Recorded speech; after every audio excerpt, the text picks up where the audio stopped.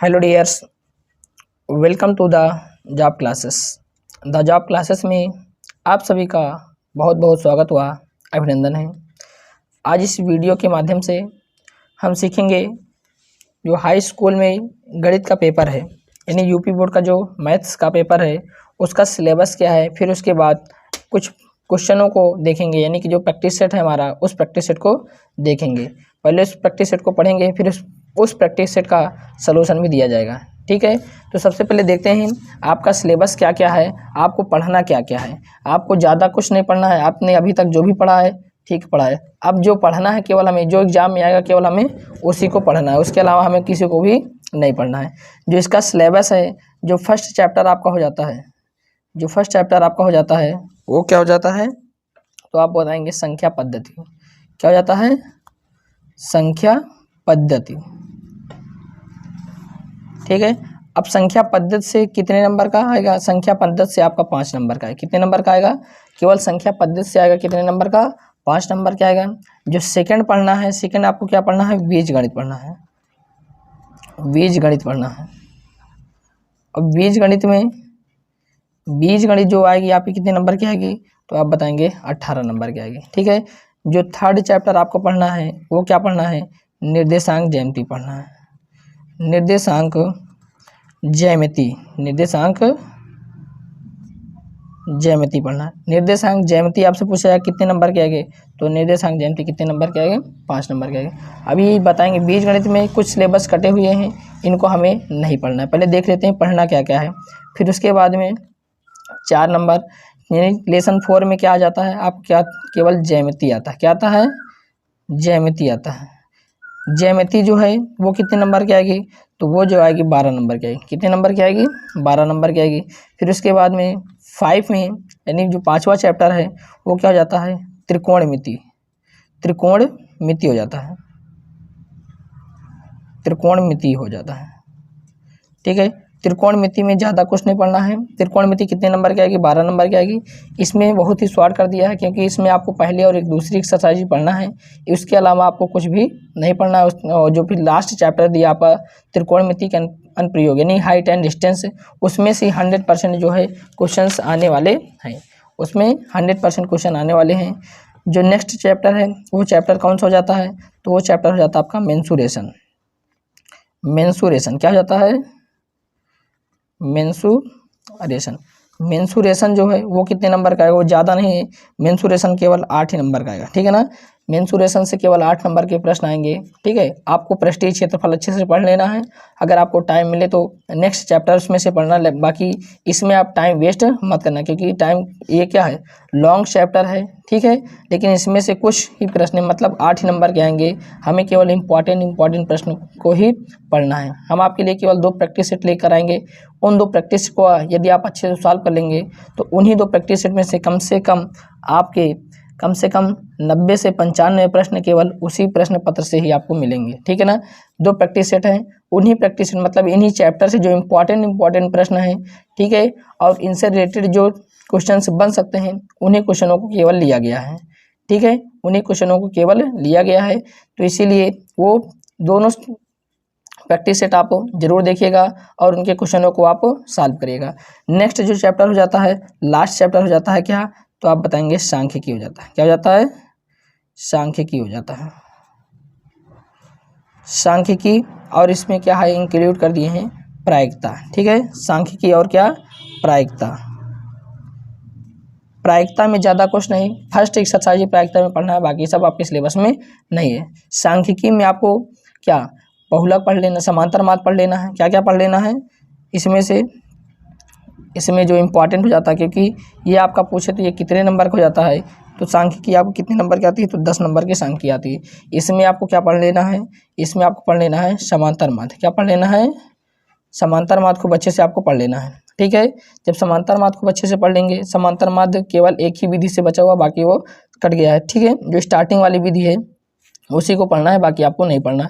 और इसमें क्या क्या पढ़ लेना है आपको, बहुलक अच्छे से तैयार कर लेना है। ठीक है, और क्या, माध्यक निकालना आना चाहिए आपको, और क्या है, माध्यिका हो जाती है। बस केवल आपको इतना ही पढ़ना है। ठीक है, इस समांतर यानी कि सांख्यिकी में आपको केवल बहुलक, माध्यक और माध्यिका, इन चीज़ों को निकालने के लिए आपको अच्छे से आनी चाहिए, क्योंकि जो माध्यिका आएगी वो 100% निश्चित है, अगर आएगी तो 4 नंबर की आएगी, माध्यक आएगा तो भी कितने नंबर का है, 4 नंबर का आएगा। अगर आपसे पूछेगा बहुलक तो बहुलक हो सकता है 4 नंबर में आने, तो ये 6 नंबर में आने की संभावना इसकी, ठीक है। तो आइए इसके बाद कुछ प्रश्नों को देखते हैं और इस प्रश्न को आप सॉल्व करने का प्रयास करें, ठीक है ना। आपके लिए जो है प्रैक्टिस सेट फर्स्ट क्या है, इसमें फर्स्ट प्रैक्टिस सेट क्या कह रहा है, पहला क्वेश्चन है, पहला क्वेश्चन क्या कह रहा है, किसी घटना ए को, पहले प्रश्न पत्र को अच्छे से पढ़ लेते हैं ना। किसी घटना ए को प्रायिकता पी ए के लिए सही कथन क्या है। अब आपको बताना है कि ए होगा, बी होगा, सी होगा या फिर डी होगा। जो भी इसमें से करेक्ट आंसर होगा उसको क्या कर देना, आपको अपने उत्तर पुस्तिका में केवल उसी ऑप्शन को लिखना है, बाकी कुछ कोई ऑप्शन वहाँ पर नहीं लिखना, क्योंकि जब ज़्यादा सभी ऑप्शनों को लिखेंगे और एक को टिक करेंगे तो वहाँ पर आपका टाइम लॉस होगा। इसलिए केवल प्रश्न उत्तर यानी कि प्रश्न उत्तर डाल करके, प्रश्न उत्तर 1 का डाल करके क्या कर देना है, जो विकल्प सही होगा उस विकल्पों को हम लिख देंगे। फिर इसके बाद में दूसरा क्या है, यदि 20 परीक्षणों, ठीक है, यदि 20 परीक्षणों का समांतर माध्य 30 है, यदि 20 परीक्षणों का समांतर माध्य 30 है तो उसका योगफल क्या होगा, उसका क्या योगफल पूछा है। इसको आप जो करेक्ट आंसर हो इसको लिखिएगा। दूसरा है दिया है मासा किसका 99 और किसका 153, 99 और 153 का मासा 9 है, तो इसका क्या निकालना है आपको, इसका आपका लासा निकालना है। क्या निकालना है, लासा निकालना है। इसको आप कैलकुलेट करिएगा। फिर उसके बाद में यदि tan a बराबर 4/3, यदि tan a बराबर कितना दिया हुआ है 4/3, तो cos a का मान होगा, यानी tan a का मान दिया है, cos a का मान आप चाहे तो पाइथागोरस में लगाकर निकाल सकते हैं इसको, ठीक है। नेक्स्ट क्वेश्चन है प्रथम n विषम संख्याओं का योग, प्रथम n विषम संख्याओं का योग। अब इसमें आपको बताना है कौन सा प्रथम n विषम संख्या, याद रहे प्रथम सम संख्याओं का योग, प्रथम विषम संख्याओं का योग, ठीक है। और पूर्णांक, इन सबको आप एक तरीके से क्या कर लेना है, लर्न कर लेना है, क्योंकि इसमें से एक क्वेश्चन आपको ऑब्जेक्टिव में मिलेगा, ठीक है। नेक्स्ट प्रश्न है आकृति, ये आपके पास आकृति है। आकृति में यदि टीपी और, ठीक है, टीपी तथा टीक्यू केंद्र ओ वाले किसी वृत्त पर 2 स्पर्श रेखाएं इस प्रकार हैं, स्पर्श रेखाएं इस प्रकार है कि कोण पी ओ क्यू बराबर 110 अंश, ठीक है। तो क्या कह रहा, तो कोण पी टी क्यू बराबर है, ठीक है। पी टी क्यू का मान आप क्या करना है, ज्ञात करना है। क्लियर हुआ। फिर नेक्स्ट क्वेश्चन क्या हो जाता है आपका, नेक्स्ट क्वेश्चन क्या हो जाता है, साइन 42 अंश अपॉन कॉस 48 अंश का मान ज्ञात करना है, ठीक है। ये क्वेश्चन आपके लिए मोस्ट इंपॉर्टेंट हो जाता है, ठीक है। ये क्वेश्चन आपके लिए क्या मोस्ट इंपॉर्टेंट हो जाता है। अगला प्रश्न है 6 सेंटीमीटर त्रिज्या वाले, 6 सेंटीमीटर त्रिज्या वाले एक वृत्त के त्रिज्यखंड का क्षेत्रफल ज्ञात कीजिए जिसका कोण 60 अंश है। त्रिज्या दे दिया है और कोण दिया, थीटा का मान दिया है, त्रिज्यखंड का फार्मूला लगा के आप ज्ञात कर सकते हैं, ठीक है। फिर है -5, -1, 3, 7 का समांतर माध्य ज्ञात कीजिए। इनका क्या करना है, सर्वांतर ज्ञात करना है। क्या ज्ञात करना है, सर्वांतर। ये किस चैप्टर का है, यानी समांतर श्रेणी का है। फिर अगला क्या है, अगला है 2x² + x - 6, 2x² + x - 6, 2x² + x - 6 बराबर 0 का मूल ज्ञात करना है। क्या ज्ञात करना है आपको, मूल ज्ञात करना है इसका, यानी कि फैक्टर करना है। नेक्स्ट क्वेश्चन है ऐसी 2 संख्याएं ज्ञात कीजिए, ऐसी 2 संख्याएं ज्ञात कीजिए जिनका योगफल 27 हो और गुणनफल कितना 182 हो। यानी ऐसी 2 संख्याएं ज्ञात करना जिनका योगफल कितना है 27 है और गुणनफल 182 है, ठीक है। संख्या आपको ज्ञात करनी है।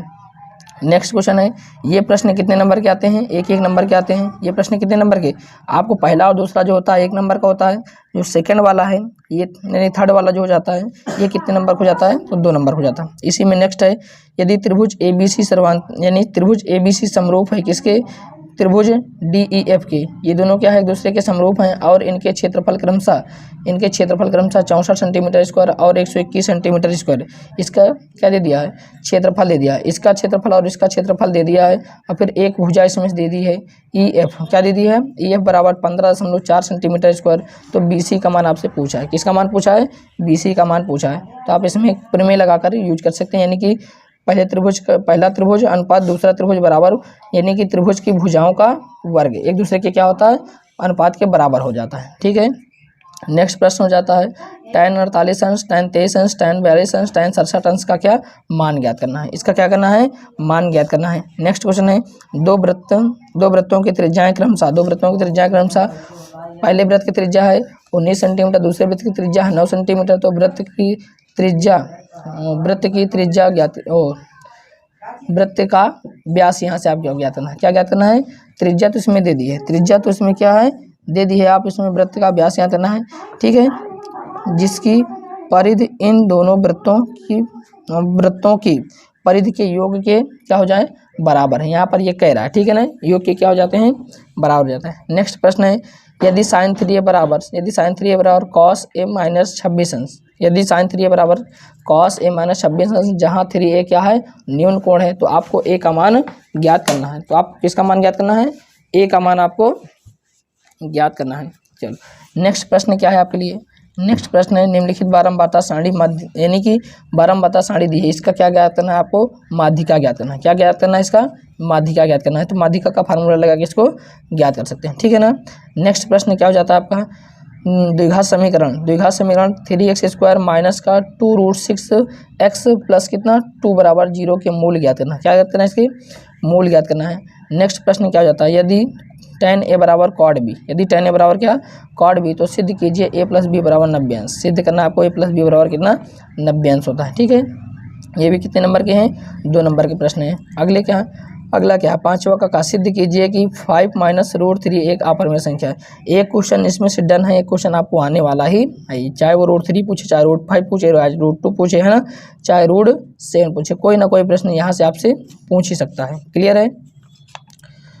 चलो नेक्स्ट प्रश्न क्या है आपके लिए, नेक्स्ट इसका यानी कि एक समबाहु त्रिभुज ABC, एक समबाहु त्रिभुज ABC की भुजा 2a है, ABC की भुजा क्या है 2a है, तो उसके प्रत्येक शीर्षलंब की लंबाई, यानी कि इस त्रिभुज के शीर्षलंब की क्या ज्ञात करना है, लंबाई ज्ञात करना है। यानी कि त्रिभुज की सभी भुजाएं समान है, त्रिभुज सभी भुजाएं समान है जिनका मान कितना है 2a है, तो इसकी शीर्षलंब की लंबाई पूछ रहा है, यानी कि त्रिभुज की ऊंचाई आपसे पूछ रहा है, ठीक है। नेक्स्ट प्रश्न इसका क्या हो जाता है, नेक्स्ट प्रश्न क्या होता है, निर्धारित कीजिए कि क्या बिंदु 1, 5 और 2, 3 और क्या -2, -11 संरेखी हैं। तो आप इसमें संरेखी वाली कंडीशन लगा देना है, ठीक है ना। इसमें से कौन से चैप्टर का ये, तो ये हो जाता है किस चैप्टर का, समांतर श्रेणी का हो जाता है ना, समांतर श्रेणी का हो जाता है, तो वहाँ से आप इसको कैलकुलेट कर सकते हैं, ठीक है। नेक्स्ट क्वेश्चन है यानी कि ज्यामिति का हो जाता है। नेक्स्ट क्वेश्चन क्या हो जाता है, √3 + 1 × 3 - cot 30 अंश, 3 - cot 30 अंश बराबर tan² 60 अंश माइनस 2 sin 60 अंश सत्यापित करना है। इसको क्या करना है, इसके बराबर इसको सत्यापित, अगर ये ना आए तो इसका LHS ले लेना है, फिर इसका RHS सॉल्व कर लेना है, अगर दोनों बराबर आ जाए तो सत्यापित हो जाएगा, ठीक है। नेक्स्ट प्रश्न है मोस्ट इंपॉर्टेंट प्रश्न है आपके लिए, एक पेस्टल के शिखर का 1.6 मीटर ऊंची मूर्ति लगी, यानी एक पेस्टल के शिखर पर 6 मीटर की क्या मूर्ति लगी है ना। भूमि के एक बिंदु से मूर्ति के शिखर का उन्नयन कोण कितना है 60 अंश है, और उसी बिंदु से पेस्टल के शिखर का उन्नयन कोण 45 अंश है। बिंदु एक है और दोनों का, एक का उन्नयन कोण 45 अंश, दूसरे का उन्नयन कोण कितना है 60 अंश है। तो पेस्टल की ऊंचाई आपसे पूछ रहा है, किसकी ऊंचाई, पेस्टल की ऊंचाई आपसे पूछ रहा है, और जो पेस्टल के ऊपर मूर्ति रखी है उस मूर्ति की ऊंचाई दे दिया है 1.6 मीटर, ठीक है। नेक्स्ट प्रश्न क्या हो जाता है, दो वर्गों के क्षेत्रफलों का योग 468 मीटर स्क्वायर है। 2 वर्गों के क्षेत्रफलों का योग 468 मीटर स्क्वायर है, ठीक है। यदि उनके परिमापों का अंतर 24 है, उनके परिमापों का अंतर कितना है 24 हो, तो दोनों वर्गों की भुजा ज्ञात करें। दोनों वर्गों क्या ज्ञात करनी है, दोनों वर्गों की भुजा ज्ञात करनी है आपको। नेक्स्ट क्या हो जाता है, दिए गए चित्र में LM समांतर है किसके, CB के, LM समांतर है CB, ये जो दिख रहा है L और M ये दोनों किसके समांतर है, आप कहेंगे ये C और B के समांतर है। फिर आगे क्या करा है, LN समांतर है CD, ये आपका L है और ये क्या जाता है N है, L और N क्या दूसरे के समांतर, LN समांतर है किसके CD के, है ना। तो सिद्ध क्या करना है कि AM आपका दिख रहा है, ये है आपका AM बटे कितना, ये वाली भुजा AB, AM बटे AB हमको सिद्ध करना है, AM बटे AB बराबर AN बटे AD क्या करना है, प्रूफ करना है, ठीक है। इसमें से क्वेश्चन आ सकता है। नेक्स्ट प्रश्न है निम्नलिखित बंटन एक मोहल्ले के बच्चे दैनिक यानी कि दैनिक जेब खर्च दर्शाता है। माध्य जेब खर्च कितना है? माध्य जेब खर्च कितना है? 18 रुपये, यानी कि 18 है। माध्य जेब खर्च यानी कि माध्य दे दिया किसका, यानी समांतर माध्य दे दिया 18। तो लुप्त बारंबारता आपसे पूछ रहा है, ठीक है। तो ये आपकी इस टेबल है और इसका बारंबारता दे दिया है, समांतर माध्य ज्ञात करना। सिंपल है, समांतर माध्य का फार्मूला लगा के इसको भी कैलकुलेट कर लेंगे। फिर उसी प्रकार ये है 7 नंबर। ये क्वेश्चन कितने हो जाते हैं? ये जो क्वेश्चन होते हैं ये 4-4 नंबर के हो जाते हैं, ठीक है ना। जो 6 और 5वां नंबर होता है ये 4-4 नंबर हो जाते हैं। और फिर 7वां प्रश्न जो होता है ये कितने नंबर का होता है? 6 नंबर हो जाता है। पहला प्रश्न है x - 2 अपान x + 2 + 3 × x + 3 x + 2 अपान x - 2 और माइनस कितना है? 4 = 0 है, ठीक है। इसका क्या आपको करना है? हल करना है। इसको क्या करना है आपको? हल करना है। क्या करना है? हल करना है, यानी कि x का मान ज्ञात करना है। किसका? x का मान, ठीक है। या फिर क्या? मूल ज्ञात करना है। क्या ज्ञात करना है? मूल ज्ञात कीजिए,